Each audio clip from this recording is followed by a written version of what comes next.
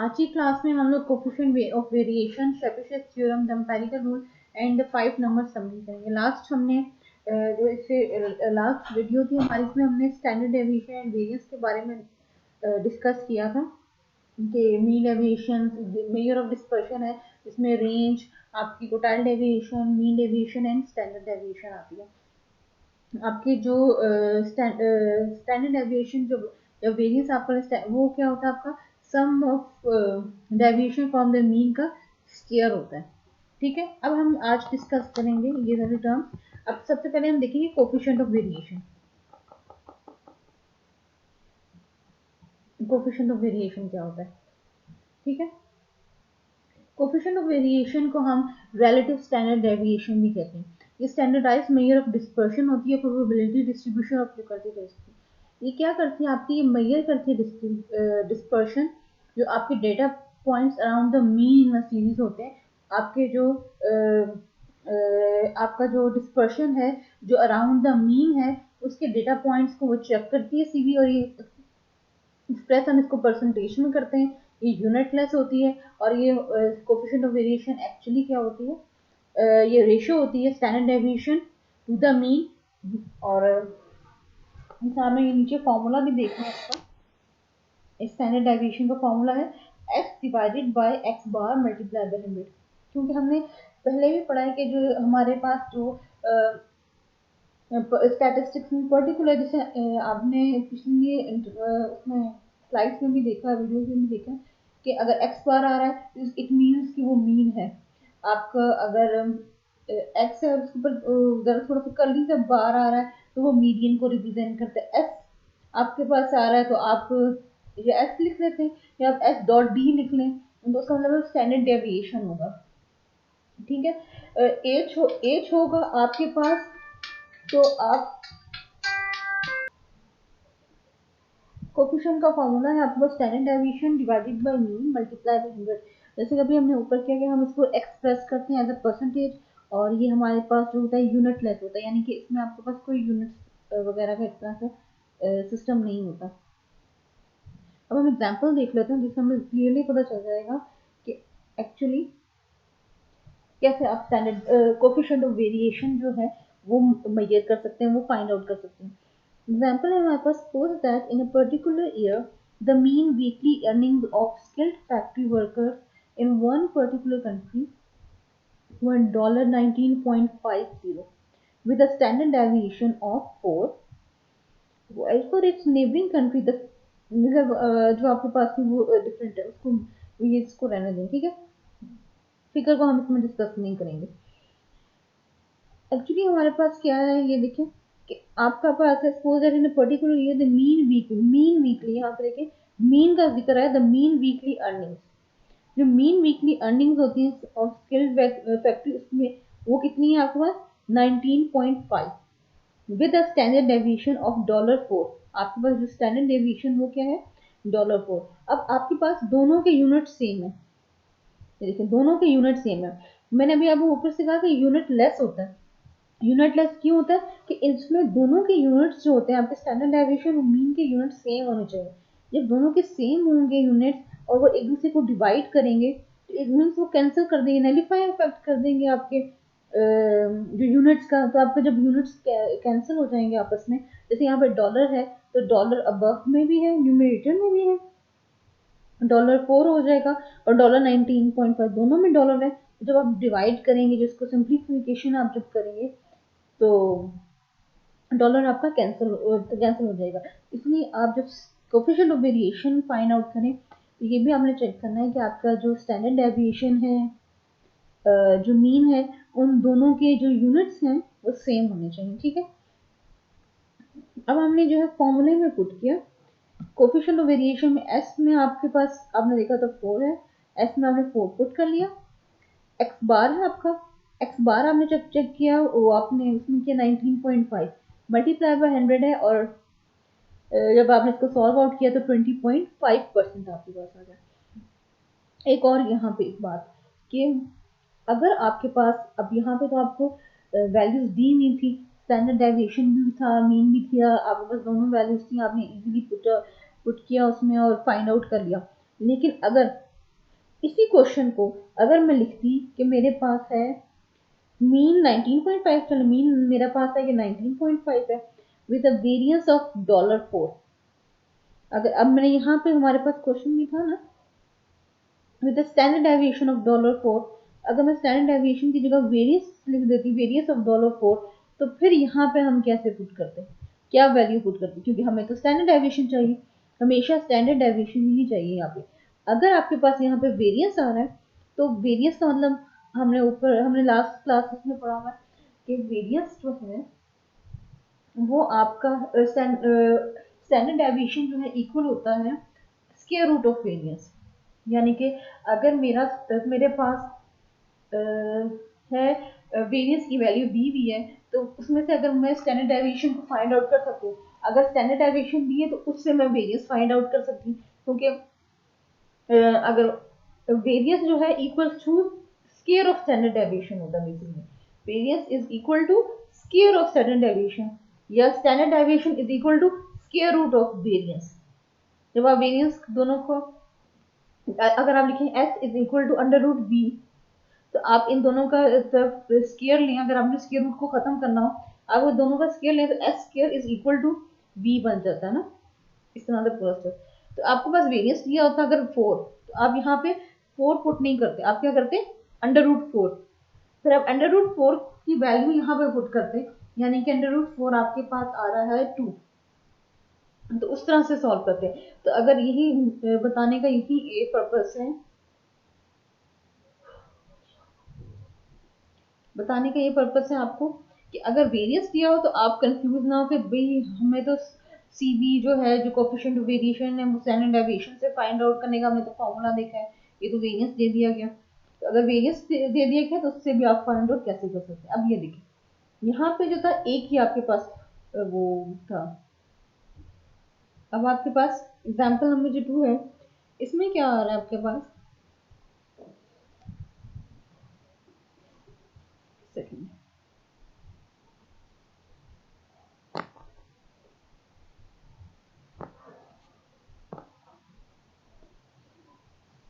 the crop yield from 20-acre plots of wheat land cultivated by ordinary methods average 35 bushels with a standard deviation of 10 bushels. अब first में आप check करें तरह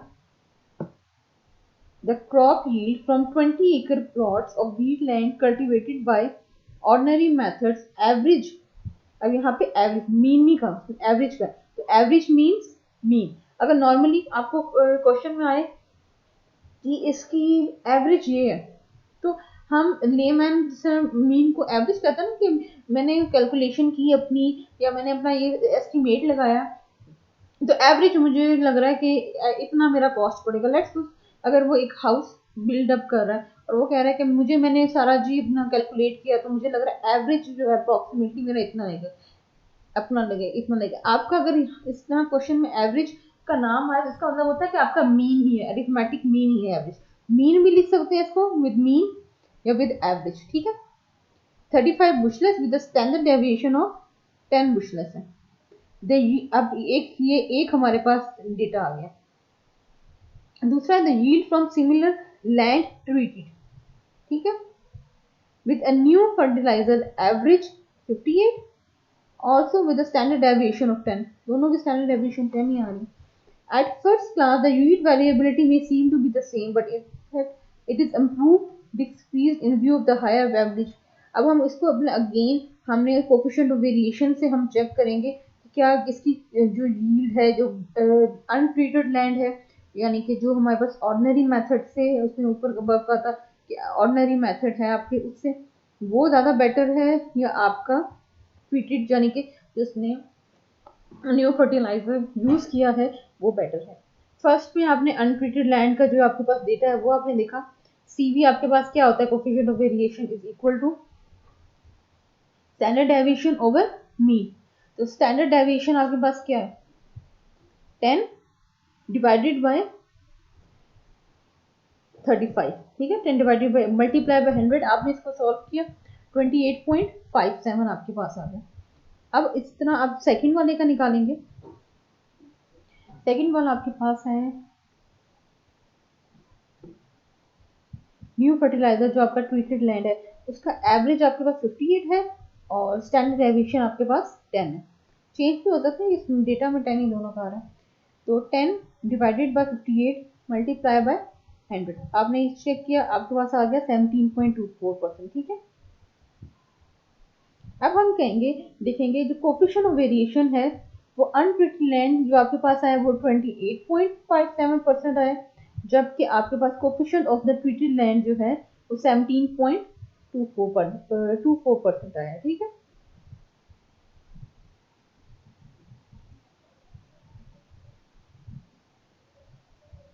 तो इससे हमें लग रहा है, पता चल रहा है कि जो आपके पास अनट्रीटेड लैंड है वो ज्यादा कैलकुलेशन दे रहा है आपको as respect to treated land.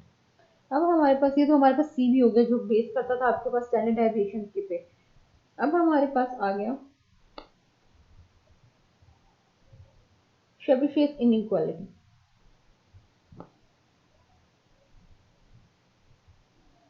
Standard deviation जो है वो कंपेयरिंग करने के लिए है, आपको टू सैंपल्स अगर हैं आपने सिलेक्ट की पॉपुलेशन उनको कंपेयर करने के लिए होता है। ठीक है, जिसकी स्टैंडर्ड डेविएशन जो होगी with the largest standard deviation उसका with the more variable of the two वो ज्यादा आपको एक्चुअली में प्रोवाइड करता है। Thus we know that how to interpret the standard deviation on a relative और कंपैरेटिव पर्पस। अब शेबिशियस थ्योरम क्या हमें बताता है कि ये ड्राइव किया गया था by Russian mathematician P L Chebyshev's. Chebyshev's rule applies to any data set regardless of the shape of the frequency distribution of the data. अब इसका थ्योरम है जो बड़ा वेल नोन थ्योरम है आपका शेबिशियस theorem. For any number k greater than 1, at least 1 minus 1 by k2 of the data value fall within the k standard deviation of the mean, that is with the interval x bar minus ks, x bar plus ks। ये आपका interval है, ये आपका interval है। ठीक है, इसके दरमियान में आपकी वैल्यू लाई करेगी। फिर this means that at least 1 minus 1 by 22 is equal to 3 by 4 will fall within the second derivation of the mean within interval जो है वो x bar minus 2 है, इसके minus 2s x bar plus 2s में होगा। फिर at least 1 minus 1 divided by 32 is equal to 8 by 9 जो आपके पास इसकी जो आपके पास वैल्यूज आएंगी डेटा वैल्यूज आएंगी वो 3 standard deviation with in interval इसमें आपकी लाई करेंगी। ठीक है, अब आपके पास यहाँ पे एक इम्पॉर्टेंट बात है कि शेबिशियस थ्योरम रिक्वायर करता है ये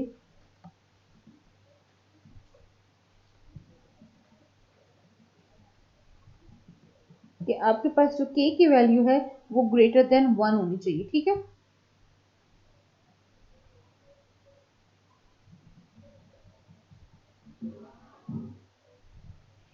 अब लेकिन हमें इस k ग्रेटर देन 1 होनी चाहिए, लेकिन कोई यूजफुल इंफॉर्मेशन हमें प्रोवाइड नहीं कर रहा by this theorem on the fraction of measurements that fall within the one standard deviation of the mean. आपके पास x bar minus s plus x bar plus कोई यूजफुल इंफॉर्मेशन नहीं हमें इसमें से पता चल रही। तो हम इसके लिए क्या करेंगे, हम एम्पेरिकल रूल जो है हमारे पास जो रूल ऑफ थंब जो दैट अप्लाइज होता है data set with the frequency distribution उसको हम चेक करेंगे। ठीक है, एम्पेरिकल। अब एम्पेरिकल रूल के मुताबिक 68% ऑफ द मेजरमेंट जो है आपकी फॉल होती है with in one standard deviation of the mean, यानी कि आपके पास 68% value x bar minus S into x bar plus S के इंटरवल में जो आपके पास इंटरवल इसमें 68% आपके पास वैल्यू फॉल करती है। approximately 95% of the measurement will fall। अब 95 measurement परसेंट फॉल कहाँ करी आपकी किस इंटरवल में, इस इंटरवल में x bar minus 2x x बार प्लस 2x।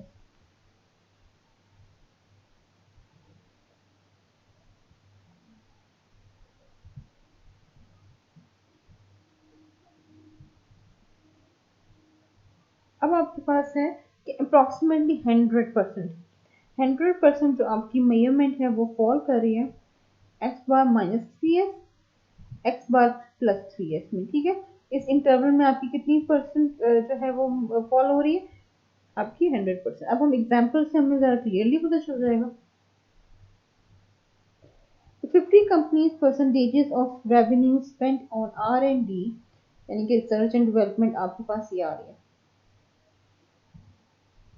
आपके पास वैल्यूज हैं, गिवन है 13.5, 9.5, 8.2, ये देखें 6.5, 8.4, 8.1, 6.9, 7.5, 10.5, 13.5, 7.2, 7.1, 9, 9.9, 8.2, 13.2, 9.2, 6.9, 9.6, 7.7,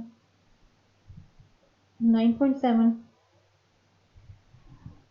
7.5, 7.2, 5.9, 6.6, 11.1, 8.8, 5.2, 10.6, 8.2, 11.5, 5.6, 10.1, 8, 8.5, 11.7, 7.1, 7.7, 9.4 से 8, 7.4, 10.5, 7.8, 7.9, 6.5, 6.9, 6.5, then 6.8 और लास्ट में आपके पास वैल्यू आ रही है 9.5। अब आपने क्या करना है, calculate the proportion of these measurements that lie with in the intervals x bar plus minus है, x बार प्लस माइनस 2s, ये जो आपके पास जिसमें ये लिखा हुआ था ना इंटरवल, ये यहाँ पे एम्पेरिकल रूल में x bar minus S into x bar plus S, इस इंटरवल को आप ऐसे भी लिख सकते हैं, ठीक है, x बार प्लस माइनस एस, तो उसका मतलब भी ओपन हो करें अगर आप, इसका मतलब भी यही होता है कि x bar minus S comma x bar plus S, तो उसको आप ऐसे सिंप्लीफाइड फॉर्म में लिख सकते हैं, x bar plus minus 2s and x bar plus minus 3s, ठीक है। आपके पास जो मीन है और स्टैंडर्ड डेविएशन ऑफ डेटा जो है वो आपको दिया हुआ है 8.49, मीन आपका 8.49 है और स्टैंडर्ड डेविएशन आपका 1.98 है। अब उसने का कंपेयर भी करने आपने उसके रिजल्ट, ठीक है, मीन और वो दिया हुआ है आपके पास। अब आपने सबसे पहले क्योंकि उसको आप उसने आपको कहा था ना X bar plus minus S find out करें, तो मीन और स्टैंडर्ड डेविएशन है, आप उसको वैल्यू को लिखेंगे।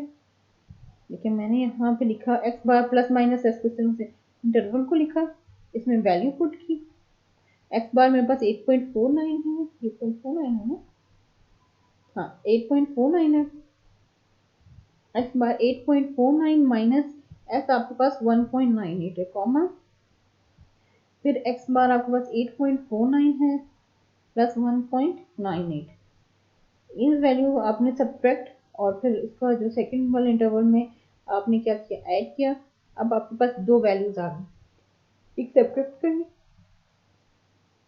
सब्ट्रैक्ट करने से आई है और एक आपका ऐड करने से आई। सब्ट्रैक्ट करने से जो आई है वो आई है 6.51 और जो ऐड करने से आई है वो आई है 10.47।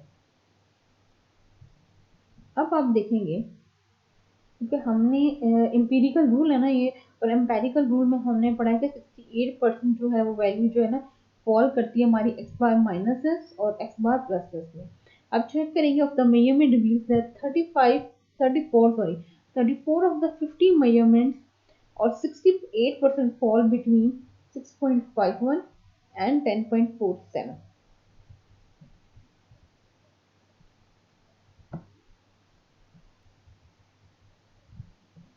आपके पास भी 35 ऑफ द 50 मेजरमेंट, ये जो आपकी मेजरमेंट्स हैं यानी कि आप ये रेंज आप देखें चेक करें 6.51 टू 10.47, ये आपके हमने 6.451 से 10.47 तक देखना है हमारी कितनी ऑब्जर्वेशन जो है इस डेटा सेट में लाई कर रही है, ठीक है। 6.51 से 10.47 तक हमें देखनी है, ठीक है। मैंने इसमें चेक किया ये तो उसमें अप्लाई नहीं करती, फिर ये 6.5 से 10 पॉइंट आई थिंक क्या कितनी थी 47 ये लाई कर रही है, ठीक है।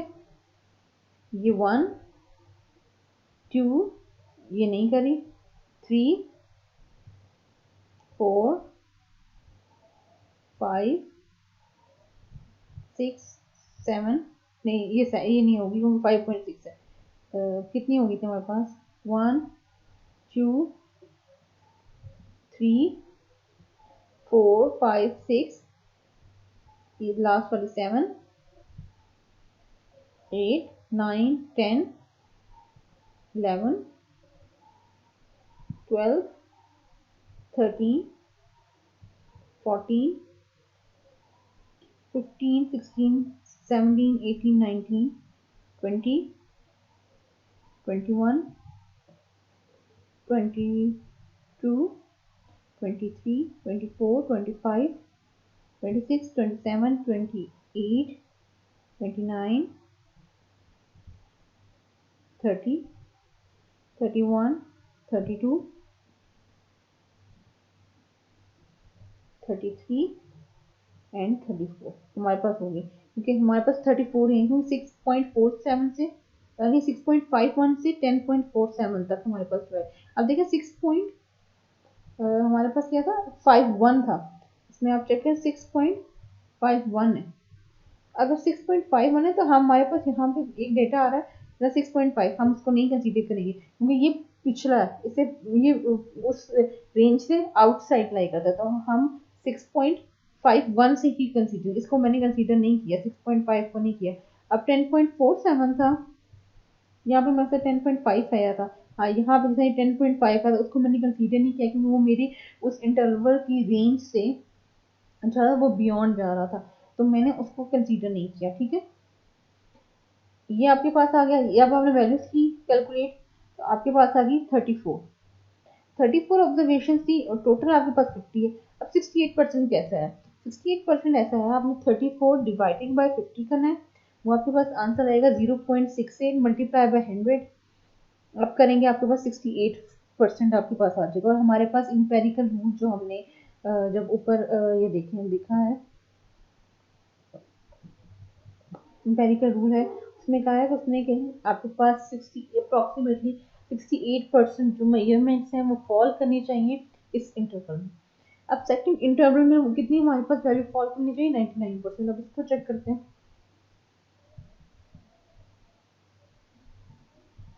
अब हमने इसी तरह सिमिलरली हमने ये इंटरवल चेक किया, सेकंड इंटरवल है एक्स बार हमारे प्लस माइनस 2s का -2 प्लस, हमेशा ये बात में क्लियरली याद रखें, जब आप को लिखते हैं ना X bar plus minus 2s, तो पहले जब आप उसको ओपन करेंगे, जब इस तरह की फॉर्म में लिखेंगे तो हमेशा एक्स बार -2s पहले आएगा और फिर एक्स बार प्लस 2s बाद में आएगा। ठीक है, अब आपने इसी तरह उसमें वैल्यू पुट की। अब एक्स बार आपके पास 8.59 था, वो आपने पुट किया। अब एस आपके पास था 1.98, लेकिन यहाँ पे हमारे पास आ रहा है 3.96। इसका मतलब है कि मैंने क्योंकि 2s है तो 2 मल्टीप्लाई बाय एस किया, 2 मल्टीप्लाई बाय 1.98 किया, जिसके आंसर में 3.96 आया। ठीक है, कॉमा 8.49 प्लस 3.96, इसको सॉल्व आउट किया मैंने। इसको जब मैंने सॉल्व आउट किया तो मेरे पास वैल्यूज आ गई 4.53 और 12.45। ठीक है, अब ये कितनी मेजरमेंट्स कंटेन करती है हम चेक करते हैं। हमारे पास क्या वैल्यू आ रही है? 4.53 और 12.45। 4.53 तो चेक करेंगे हम, एंड 12.45 ये लाई नहीं करता, ये लाई करता है 1 2 3 4 5 6 7 8 9 10 11 12 13 14 15 16 17 18 19 20 21 22 23 24 25, ये नहीं करता 26 27 कितना था? ये भी होगा 27 और ये 28, ये भी लाएगा 28 29 30 31 32 33 34 35 36 37 38 39 40 41 42 43, ये लाइन नहीं करता, 43 के बाद 44 45 46 47। चेक करें हमारे पास 47 ही और 47 ही आ रहा है। वो हमारे पास कितनी कंटेन कर है 47 ऑफ द 50 मिलियन। टोटल हमारे पास जो 50 था, टोटल 50 का मतलब टोटल हमारा डेटा सेट जो है वो 50 है, ठीक है। और 40 स्टेप हमने अभी देखा कि इस इंटरवल में हमारे पास जो डेटा में से कितनी मेजरमेंट जो है वो लाई कर रही हैं, वो 47 थी, ठीक। फिर हमने उसी तरह उसकी वो निकाली 47 डिवाइडेड बाई 50 मल्टीप्लाई बाई 100 किया तो हमारे पास आ गया 94% ऑफ द डेटा वैल्यू। ये आपका सेकंड एम्पेरिकल का कंडीशन होगी। अब थर्ड एम्पेरिकल जो है आपके पास वो है जो फाइनल जो है आपके पास, जिसमें वो कहते हैं कि आपके पास 100% ऑफ द डेटा जो है, डेटा सेट जो ऑब्जर्वेशन हैं वो आपको कंटेन करनी चाहिए।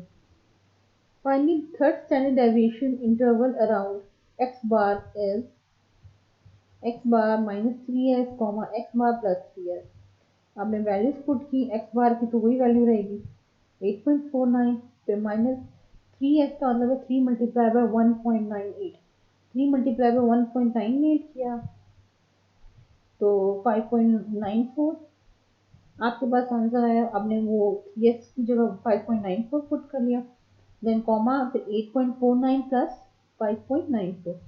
इसको जब हमने सॉल्व आउट किया तो आपके पास दो वैल्यूज आएंगी, ठीक है। माइनस वाले को सेपरेट सॉल्व आउट करना है, कॉमा और फिर कॉमा के जो राइट साइड में उसको सेपरेट सॉल्व करना है। पहले 8.49 माइनस 5.94 करेंगे तो उसकी वैल्यू 2.55 आएगी, देन कॉमा होगा, फिर आपके पास 8.49 प्लस 5.94 होगी, उसको सॉल्व आउट करेंगे तो आपके पास 14.43 होगी। अब आप देखते हैं कि देखिए पता चल रहा होगा।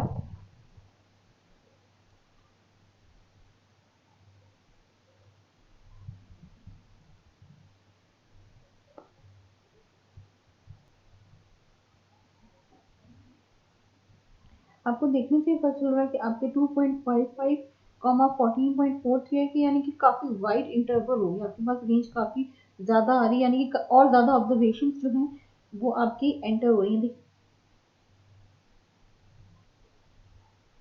फर्स्ट वाला जो था आपका 6.51 टू 10.47 था।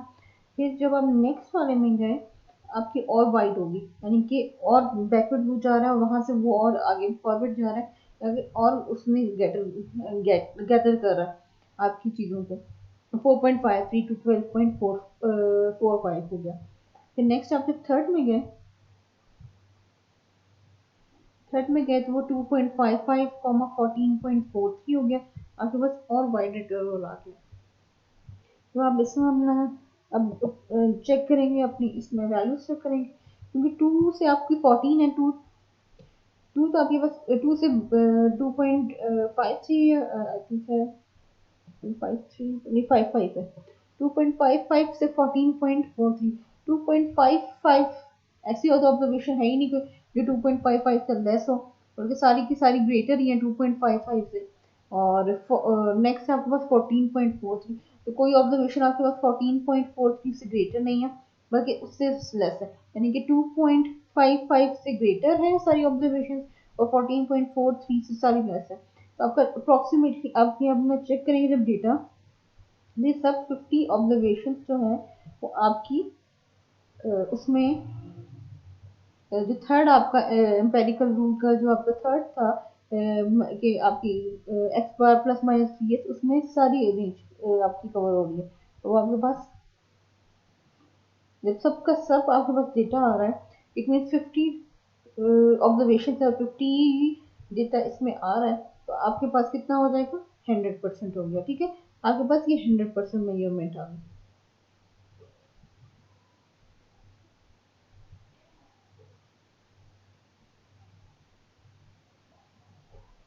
अब आपकी जो ऑब्जर्वेशन आए हैं, अब ये रूल आया, पहले 68% आया, दूसरा 94% आया और थर्ड 100% आया, ठीक है। आपका ये जो वैल्यूज हैं ये आपको बता रही हैं कि आपकी जो एम्पेरिकल रूल था उसके करीब करीब ही सारी वैल्यूज आई, ठीक है। अब हम करेंगे एक्सट्रीमली स्क्यूड थी आपकी डिस्ट्रीब्यूशन थी, of course no matter what the shape of the distribution. अब आपका शेबिशियस रूल जो होता है वो शो करता है कि एटलीस्ट आपके पास 75% and at least 89% of the measurement जो है वो सेकेंड एंड थर्ड डेविएशंस में ऑफ द मीन में लाई करनी चाहिए। इस एग्जाम्पल में 94% जो है वो लाई करिए सेकेंड में, जो कि आपकी इस परसेंटेज से ग्रेटर है, 75% से ग्रेटर है ना, क्योंकि आपकी इसमें 94% जो है, और 100% जो है वो ग्रेटर है 89% वाले से। ठीक है,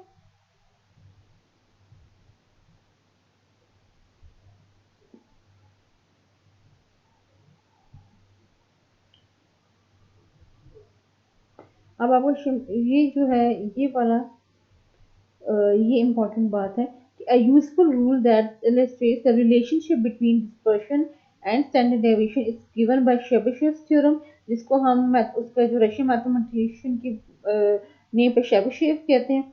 ये हमें थ्योरम इनेबल करता है कि how to calculate for any set of the data minimum proportions of the values that can be expected to lie within a specified number of standard deviations of the mean। ठीक,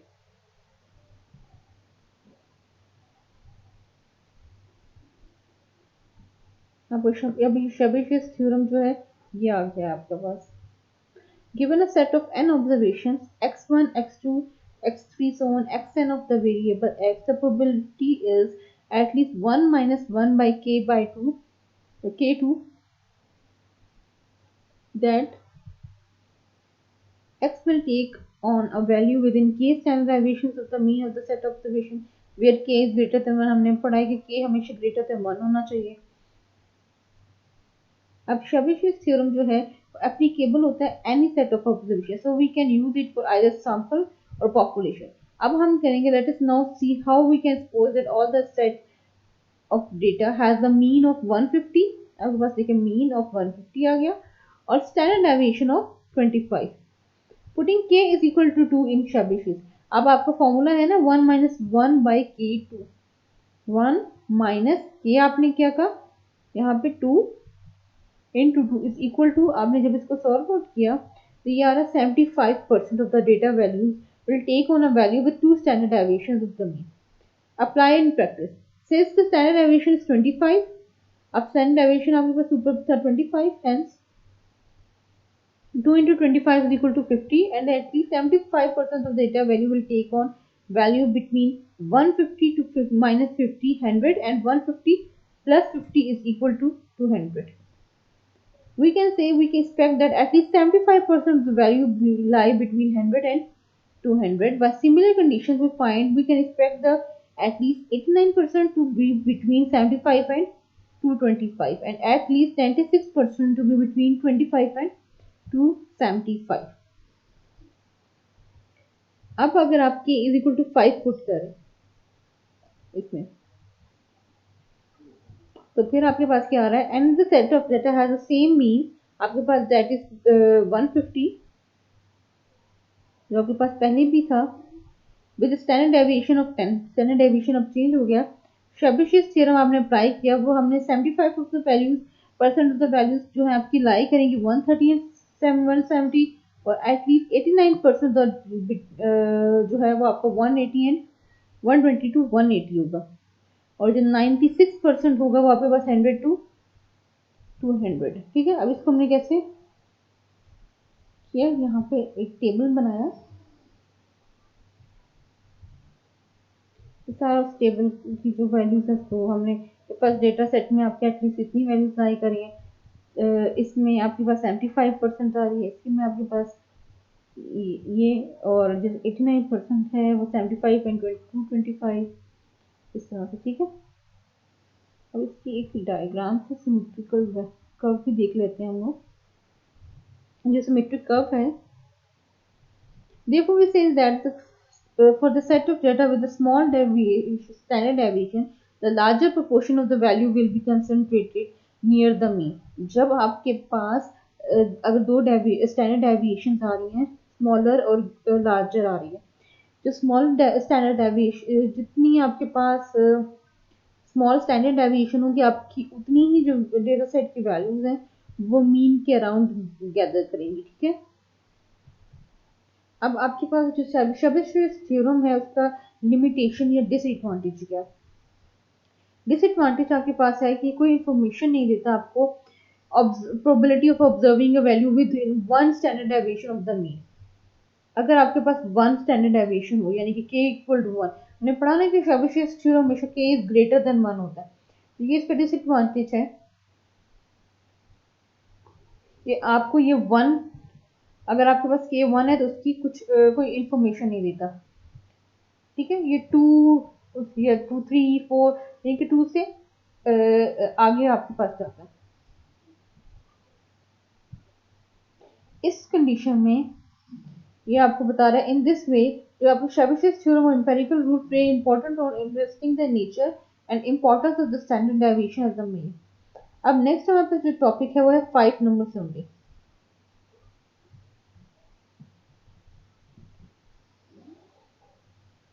हमने जो है अभी पहले जो लास्ट लेक्चर्स में measure of central tendency, variation, जो आपकी डिस्पर्शन और शेप वगैरह के बारे में पढ़ा है।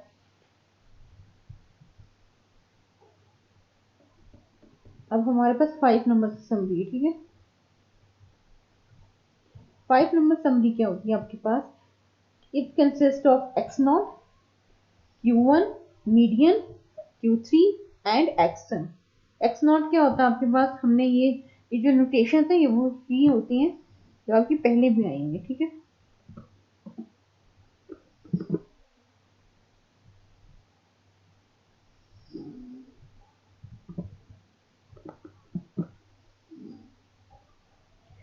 फाइव नंबर समरी में जो आपके पास एक्स नॉट आपको किसको वो बताता है? स्मॉलेस्ट ऑब्जर्वेशन को। Q1 आपका फर्स्ट क्वार्टाइल को बताता है। मीडियन या मीडियन को Q2 भी लिख सकते हैं क्योंकि second quartile is always equal to median है। Q3 आपके पास थर्ड क्वार्टाइल को बताता है। एंड XM जो आपके पास है हाईएस्ट जो आपके पास ऑब्जर्वेशन होती है उसको बताता है। It provides us quite a good idea about the shape of the distribution। आपके पास जो 5 नंबर समरी है वो क्या चीज किसके लिए बेस्ट है बताने के लिए? जब आपने shape of the distribution find out करनी हो, अपने जो डेटा आपको सेट दिया हुआ उसकी आपने shape of the distribution find out करनी हो तो आप क्या करते हैं? 5 नंबर समरी फाइंड आउट करते हैं। ठीक है, अगर आपके पास अब फर्स्ट बात क्या आ रही है कि अगर तो आपके पास डेटा परफेक्टली सिमेट्रिकल है, अगर आपके पास डेटा क्या है, if the data is perfectly symmetrical, तो आप क्या होगा कि following would be true. The distance from Q1 to the median will be equal, ये देखिए यहाँ से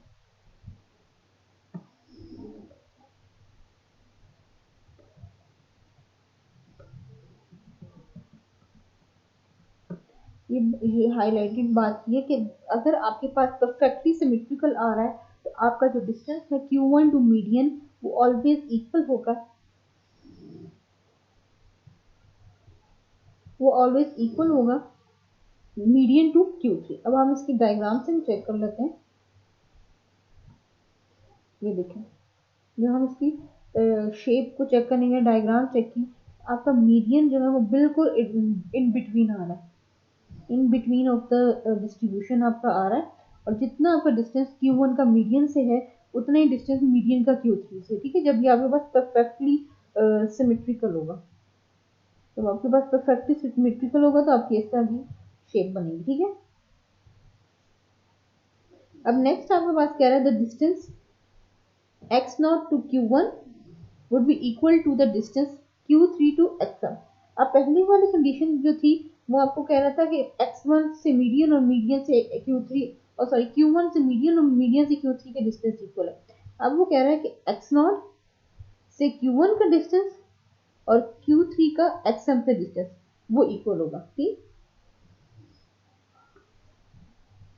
अब नेक्स्ट है जो मीडियन, मिड क्वार्टाइल रेंज और the mid range would be equal. आपकी यानी कि मीडियन, मिड क्वार्टाइल रेंज और मिड रेंज की जो वैल्यूज हैं वो सारी इक्वल होंगे। अगर लेट्स सपोज मीडियन आपका 5 है, इट मीन्स आपका मिड क्वार्टाइल रेंज भी 5 होगा और आपके पास मिड रेंज है वो भी 5 होगा। और ये सारी जो आपकी मेजर्स हैं ये किसके इक्वल होंगी, अरिथमेटिक मीन, यानी कि आपके पास जो मीन है वो भी आपके पास फिर 5 ही होगा, ठीक है। अब ये सारा कुछ था जब आपके पास परफेक्टली सिमेट्रिकल डिस्ट्रीब्यूशन आ, तब ये सारी कंडीशन इक्वल थी। अब आपके पास केस आता है कि आपके पास नॉन सिमेट्रिकल डिस्ट्रीब्यूशन आ गई है। अगर नॉन सिमेट्रिकल डिस्ट्रीब्यूशन आ गई है आपके पास, in right side skew distribution, the distance from Q3 to XM greatly exceeds the distance from QX0 to Q1। अब इसमें देखिए, जब आपके पास पॉजिटिवली स्क्यूड कर्व होगी, वो तो जो ऊपर थी हमने परफेक्टली सिमेट्रिकल में थी, जिसमें आपका मीडियन बिल्कुल इन बिटवीन लाया करा था Q1 और Q3 है इसके सबकी। अब आपका पॉजिटिवली स्क्यूड होंगी, नेगेटिवली स्क्यूड होंगी, इस तरह की होंगी, राइट स्क्यूड होती हैं आपके पास डिस्ट्रीब्यूशन, आप कह सकते हैं। अगर पॉजिटिवली स्क्यूड कर्व आपके पास आ गई है तो आप यहाँ से फिगर से शेप से भी पता चल रहा है आपको कि distance between Q3 to XM is greater than distance between X0 to Q1।